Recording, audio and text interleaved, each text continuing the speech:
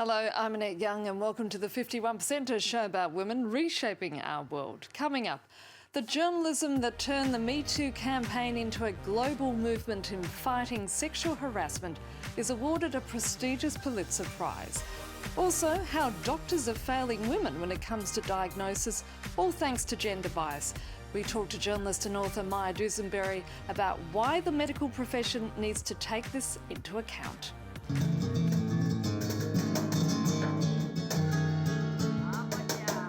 And once solely the domain of men, we meet the female flamenco guitarists who are strumming their stuff. But we begin in the United States, where the New York Times and the New Yorker have won a Pulitzer Prize for their work exposing the sexual harassment scandal that brought down Hollywood heavyweight Harvey Weinstein. Pulitzer's been the most prestigious honour in American journalism. That reporting helping to usher in a cultural watershed, resulting in the Me Too movement that shined a light on sexual harassment across countless industries in many nations, including here in France, as Brian Quinn reports. Landmark reports that launched a cultural reckoning. The New Yorker and the New York Times, jointly recognized for their reporting on sexual harassment and abuse in the entertainment industry and beyond, with the prestigious Pulitzer Prize for Public Service. The Pulitzer is awarded jointly to the New York Times for reporting led by Jodi Kantor and Megan Twohey, and the New Yorker for reporting by Rowan Farrell for explosive, impactful journalism that exposed powerful and wealthy sexual predators.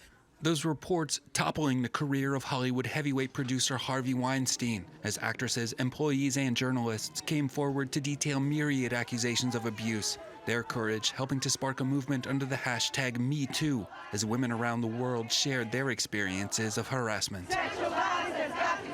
Prominent U.S. journalists Matt Lauer and Bill O'Reilly fired in the wake of their own sexual harassment scandals.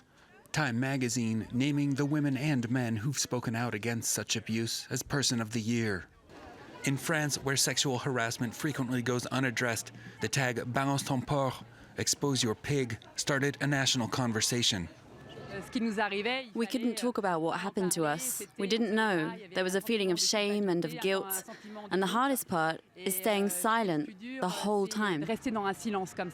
Winning journalist Jodi Kantor of The Times tweeting that she is staggered by the courage of the women who came forward and by the changes seen stirring. The New Yorker's Ronan Farrow noting that the truth about long-standing abuses of power is just now beginning to be told. Now, as a woman, many of us have been there, sitting in front of a doctor, wondering if our symptoms are being dismissed simply because of our gender. It turns out that what some of us suspect is indeed true, with American studies finding that women wait an average of 16 minutes longer than men to receive pain medicine in emergency rooms. We are also up to 25% less likely to receive opioids when we are suffering. Joining us now from New York is Maya Dusenbery, an American journalist and author of the book Doing Harm, the truth about how bad medicine and lazy science leaves women dismissed, misdiagnosed and sick. Maya, thanks so much for being with us. We know that gender bias affects many, if not all, interactions, but when it comes to medical diagnosis, it can actually at times lead to dangerous situations, can't it? Yes, it certainly can. I think I became interested in this topic when I was hearing all of these stories from peers and friends who had that experience that is so common, where you just feel like you're not being taken seriously by the doctor. And when it comes to an acute setting like the ER, that sort of delay in getting diagnosed can be really the difference between life and death. Why does it happen? I really came to think that it is rooted in two problems that are really deeply entrenched in medicine today.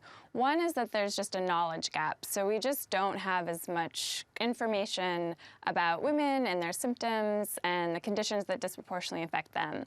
And that's kind of the result of decades where we were leaving women out of a lot of clinical research, mostly studying men and just extrapolating the results to women, and really neglecting a lot of conditions that are common among women, and not putting a lot of research funding towards understanding them. And that really combines with this other big problem, which I call the trust gap, where, as in other realms, women's voices are just not taken as seriously, aren't given the same authority, and so too often their own reports of their symptoms, subjective symptoms like pain or fatigue, are just not believed by doctors. Are there some conditions in which medical bias against women is indeed more pronounced?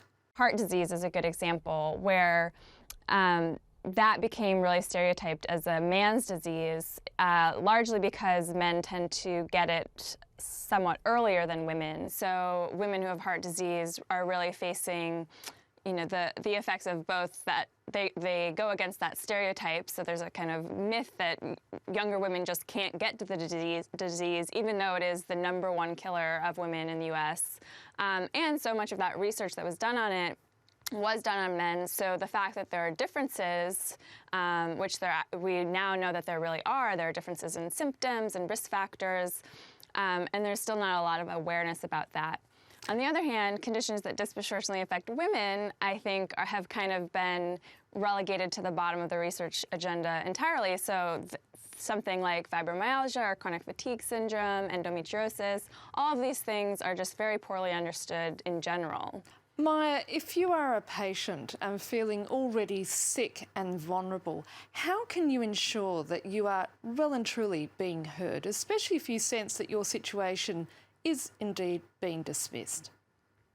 Yeah, well, it's so hard because I think even for the most kind of educated and privileged patients, it is very difficult to kind of push back against a medical expert. You know, we culturally just grant so much authority to healthcare providers. And when somebody's, dismissing your symptoms or saying nothing's wrong, it can be very difficult to trust yourself. But one of my hopes for the book is just that by sort of having this context and this historical context, just realizing that there is this knowledge gap, and we don't know everything in medicine yet, and so having a little bit more of a healthy skepticism about the limitations of doctors' knowledge will empower women to really trust themselves, get a second opinion. I heard that over and over again, that you really should keep fighting to get the kind of care that you deserve, which is really somebody who you feel listens to you and has your best interests at heart. Maya, finally and briefly, what can the medical profession do to make sure that women patients are well and truly heard?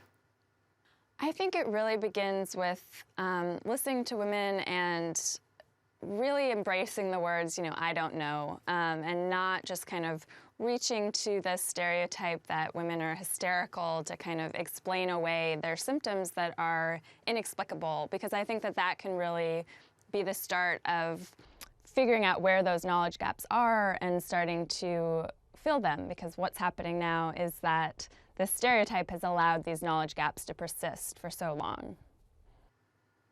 Maya Dusenbery, thanks for being with us. We're going to have to leave it there.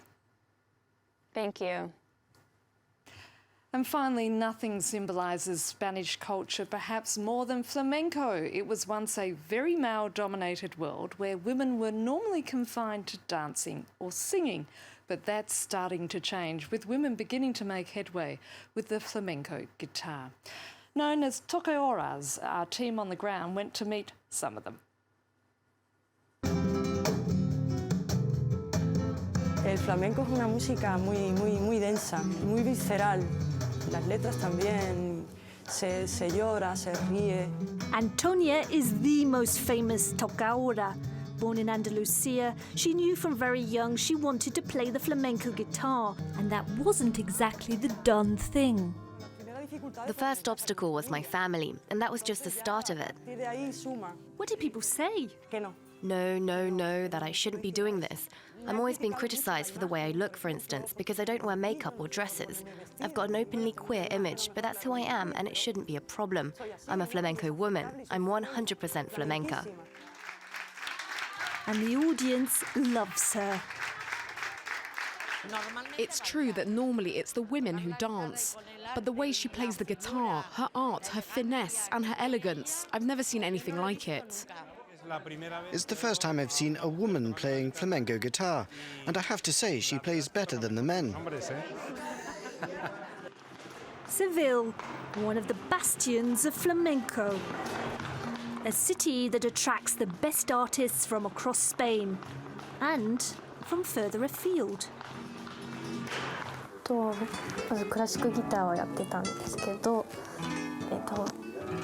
私の母がある CD を見つけて、それパコ・デ・ルシアの CD で聴いた時すごいもうショックというか、フラメンコの現地フラメンコを聴きたくて。Yuna arrived in Seville in 2014 to study flamenco.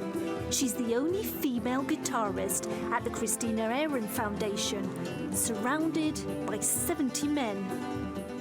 When Yuna starts to play, it's clear her classmates respect her.